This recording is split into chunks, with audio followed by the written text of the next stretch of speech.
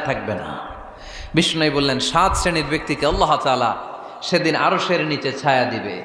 তার মধ্যে থেকে 1 শ্রেণীর ব্যক্তি, কিশোরগঞ্জের ভাইয়েরা খেয়াল করে শুনেন, তার মধ্যে 1 শ্রেণীর ব্যক্তি হচ্ছে রাজুলুন তাসাদ্দাকা বিসাদাকা ফাআখফাহা। 1 শ্রেণীর ব্যক্তি হচ্ছে ওই ব্যক্তি যে গোপনে আল্লাহর জন্য দান করে।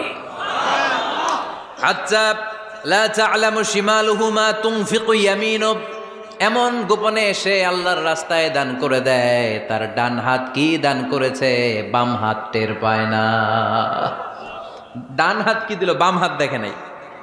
অন্য মানুষ জানা তো দূরের কথা, এই গোপন দান আমার আল্লাহর কাছে খুব প্রিয়। এজন্য একটু দান করার অভ্যেস করেন, অল্প করে করেন। আজকে যে এই 5 টাকা দান করে দেন মসজিদে, 2 টাকার নোট থাকলে দান করে দেন, 1 টাকার পয়সা থাকলে দান করে দেন। দান করতেই হবে, কারণ মুত্তাকি হতে চাইলে এই দানের ধারাবাহিকতা কন্টিনিউয়াসলি এটা রাখতে হয়, এটা থামানো যায় না। সময় ভালো বেশি দিলাম, সময় খারাপ কম দিলাম।